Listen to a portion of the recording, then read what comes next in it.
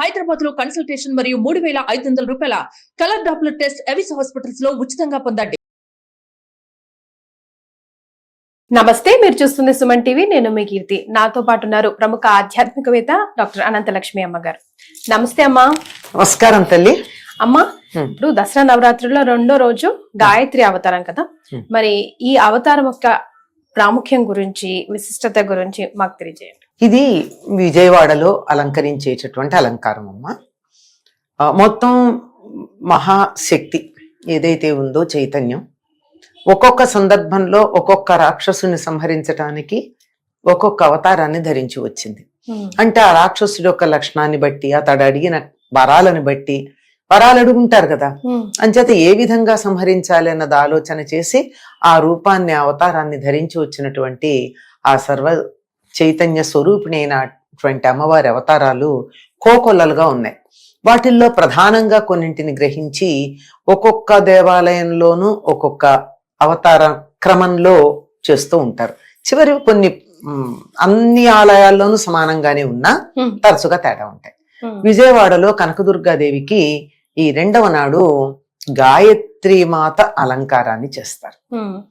ధ్యేయ సదా సవితృమండల మధ్యవర్తి నారాయణ సరసిజాసన సన్నివిష్ట కేయూరవాన్ మకర కుండలవాన్ కిరీటీ హారీ హిరణ్మయ వపుద్ధృత శంఖ చక్ర అని గాయత్రీ దేవిని గురించి ప్రతిరోజు సంధ్యావందనం చేసేటటువంటి వారందరూ త్రికాలాలలోన ఉండి ప్రార్థిస్తారు. ఈ గాయత్రి మాత ప్రాతకాలంలో గాయత్రిగాను, మధ్యాహ్నం సావిత్రిగాను, సాయం సంధ్యా సమయంలో సరస్వతిగాను ఉంటుంది. అంటే 3 సంధ్యా సమయాలు. 4వ సంధ్యా సమయం గృహస్థులు ఎవరూ చెయ్యరు. 4వ సంధ్యా సమయం అర్ధరాత్రి 12 గంటలకి. అది గృహస్థులు వాడేటటువంటిది కాదు. ఉదయ సంధ్య సన్యాసులు, ఉదయ సంధ్య, మధ్యాహ్న సంధ్య, సాయం సంధ్య. ఉదయమేమో ఆ తల్లి గాయత్రి, మధ్యాహ్నం సావిత్రి, సాయంకాలం సరస్వతి. 3 కూడా గాయత్రీ దేవి యొక్క 3 రూపాలుగా, 3 భిన్నమైనటువంటి శక్తులుగా చెప్పబడుతూ ఉంటారు.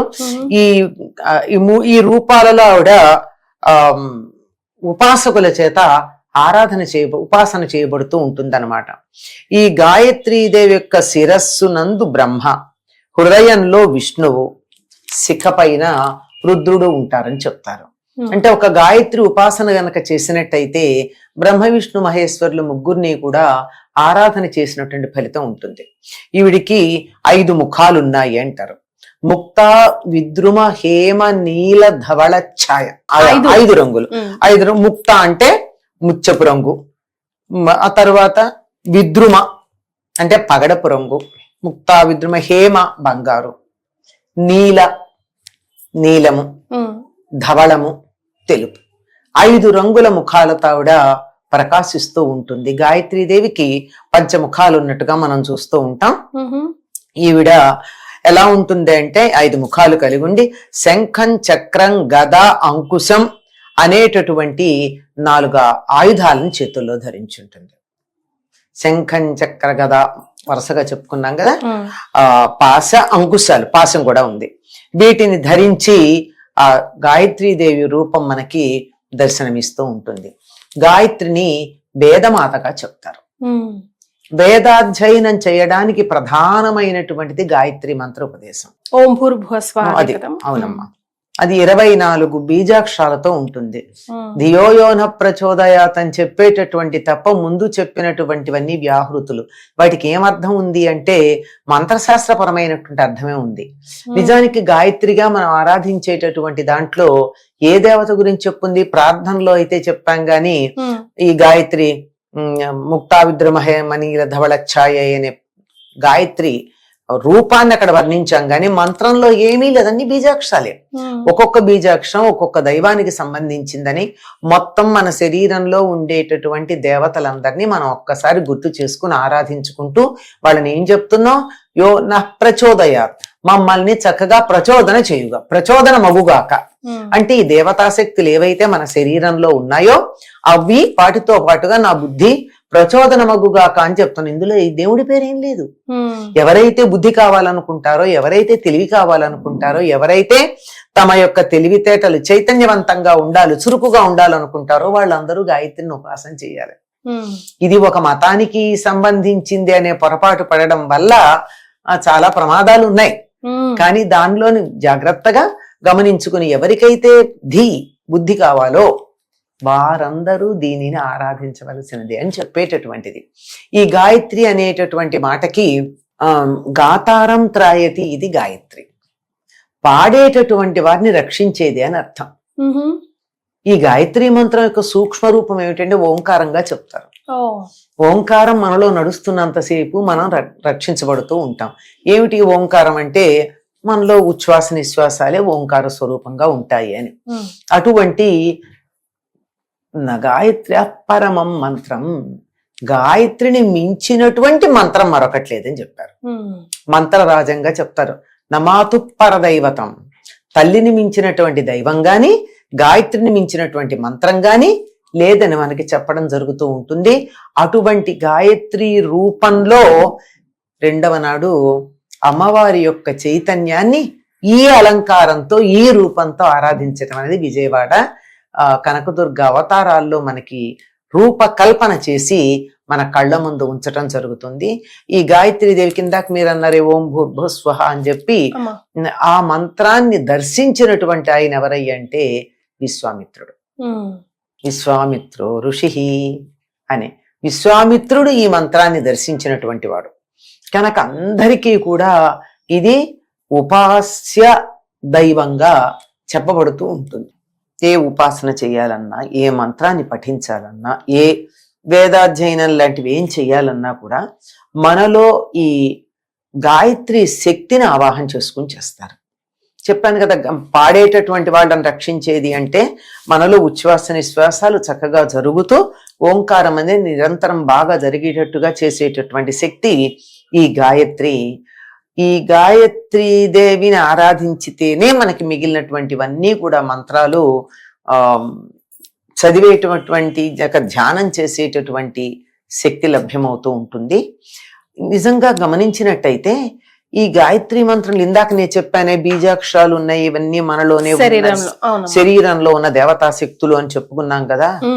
అది ఎక్కడ మనం నిత్యం దాన్ని ఎలా అభ్యాసం చేస్తామంటే దేవుడికి నివేదన చేసేటప్పుడు ఈ మంత్రంతోనే నివేదన చేస్తాం. అంటే ఎక్కడ పడితే అక్కడ, ఎప్పుడు పడితే అప్పుడు కూడా జపిస్తూ, అంటే కొన్నిసార్లు ఇప్పుడు ఆఫీస్ లో ఖాళీ కూర్చున్నాం కదమ్మా, అప్పుడు మనం అంటూ ఉంటాం కొన్ని మంత్రాలు, గణపతి నమః అట్లా అనుకుంటాం. కానీ గాయత్రి మంత్రం అట్లా అనకూడదమ్మా. చాలా శక్తివంతమైంది, చాలా శక్తివంతమైంది. దాన్ని ఎక్కడ పడితే అక్కడ వాడతారా? వాడకూడదు. దానికి ఒక ఇన్సులేషన్ లేదే వైర్, ఎలక్ట్రిసిటీ వైర్ ఎంత జాగ్రత్తగా ఉండాలి, ఇన్సులేషన్ లేకుండా దాన్ని ముట్టుకోకూడదు కదా. కనుక దానికి సంబంధించిన నియమాలు పాటించుకుంటూ, నిజం చెప్పాలంటే మీరు ఇందాక అన్నారు ఎక్కడ పడితే అక్కడ అనడమే, ఉచ్చరించటమే కాదమ్మా, ఎప్పుడు పడితే అప్పుడు అనకూడదు. దానికి సమయం కూడా ఉంది. ఎప్పుడు పడితే ఇప్పుడు చేస్తాను నేను అంటే కుదరదు. దానికి ఉదయ సంధ్యా సమయంలో చేయాలి, మధ్యాహ్న సంధ్యా సమయంలో చేయాలి.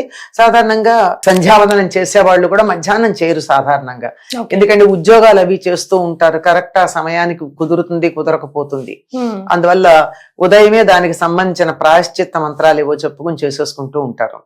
అంతేగాని ఇలా తీరిగ్గా ఉందా మధ్యాహ్నం కూడా చేస్తారు. అంటే ఎక్కడ పడితే అక్కడ చేయకూడదు, ఎట్లా పడితే అట్లా చేయకూడదు. దీనికి మాత్రం శుచిగానే చెయ్యాలి. చెప్పాను కదా, చాలా ఎంత శక్తివంతమైందైతే అన్ని జాగ్రత్తలు పాటించాలి.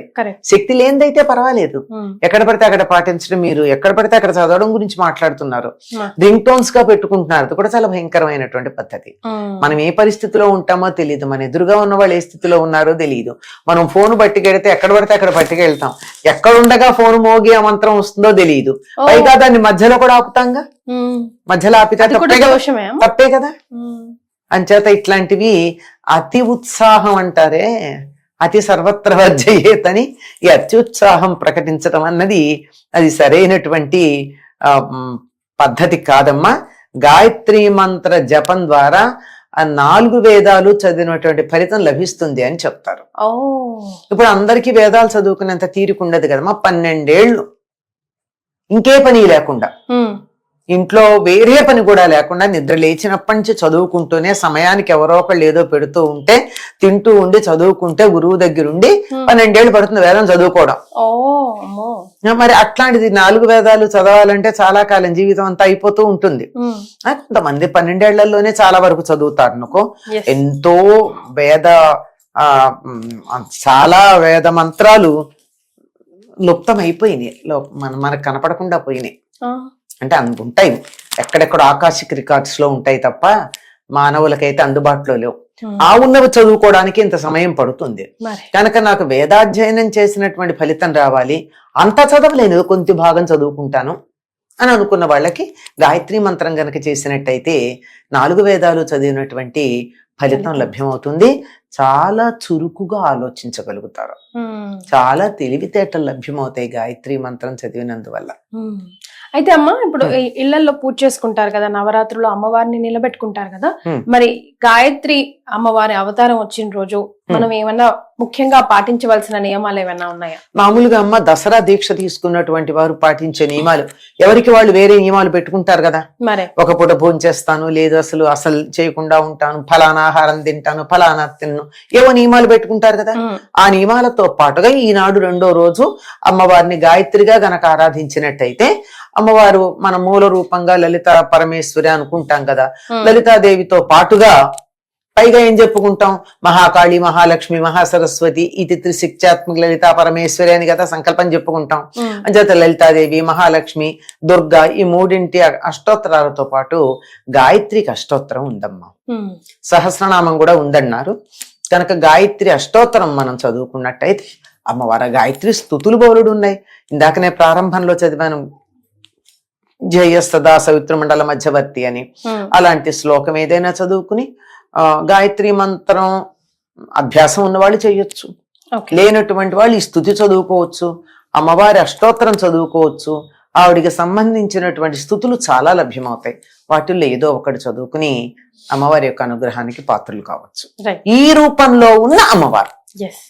ఇక నైవేద్యాల విషయం తప్పనిసరిగా ఇంకా నేను ఎప్పుడు అడుగుతానా అని కొంతమంది ప్రేక్షకులు వెయిట్ చేస్తూ ఉంటారు. మొదటి అవతారంలోనే మీరు చెప్పున్నారమ్మా, అన్నం నైవేద్యం రకరకాలుగా ఎన్ని వెరైటీస్ చేస్తే అన్ని వెరైటీస్ అమ్మవారికి ఇష్టమని. సో గాయత్రి అమ్మవారికి కూడా అంతే కదమ్మా? అంతేనమ్మా. అయితే చాలా మంది ఒక్కొక్క ఏమిటో మరి ఏ పురాణాల్లోనో ఉన్నాయి, చాలా పురాణాలు ఉన్నాయి కదమ్మా, ఉప పురాణాలు కూడా ఉన్నాయి. ప్రత్యేకంగా వాటికి సంబంధించినటువంటి విద్యలు, కొన్ని తంత్రశాస్త్రాలు, సంహితలు చాలా ఉన్నాయి కదా. వాటిల్లో ఎక్కడన్నా ఏమో అని చెప్పి ఉంటారేమో, లేకపోతే మరి ప్రమాణం లేకుండా చెప్పరని అనుకుంటున్నాను. దేన్ని బట్టి చెప్పారో తెలియదు కానీ కొన్నింటికి కొన్ని రకాల నైవేద్యాలు పెట్టాలి అని చెప్తూ ఉంటారు. పాటించేవాళ్ళు పాటించచ్చమ్మా, ఏదైనా అమ్మవారికే కదమ్మా. తప్పనిసరిగా ప్రతిరోజు చెయ్యవలసిన ప్రసాదాలు ఏమిటంటే వడపప్పు, పానకం, చలిమిడి. ఈ 3 అమ్మవారు రాక్షస సంహారం కోసం వచ్చింది. మరి రాక్షసులను సంహరించిన తర్వాత ఆ ఉగ్రం ఉంటుంది కదా, ఆ ఉగ్రత తగ్గాలి అంటే వెంటనే పానకం ఆ ఉగ్రతను తగ్గిస్తుంది. కుంకుమార్చన కూడా అందుకే చలవ కలిగిస్తుంది కుంకుమార్చన. వడపప్పు, పెసరపప్పు ఉడికింది కాదు, అది నీళ్ళల్లో నానబెట్టి వెంటనే శరీరానికి కావలసిన శక్తిని ఇస్తుంది. ఉగ్రతని తగ్గిస్తుంది పానకం, శక్తినిస్తుంది వడపప్పు, అలాగే కడుపు చలవ, చలిమిడి. ఈ 3 తప్పనిసరిగా నివేదన చేయాలి. ఇది పెద్ద కష్టమేం లేవు, అస్సలు వంట కూడా చెయ్యక్కర్లా. ఎంత తేలికైన నివేదనలో ఏ దైవమైనా సుఖంగా ఆరాధించడానికి వీలమ్మా. చాలా సంతోషం అమ్మా. గాయత్రి అవతారం గురించి, విశిష్టత గురించి తెలియజేశారు. ధన్యవాదాలు. నమస్తే తల్లి, శుభం.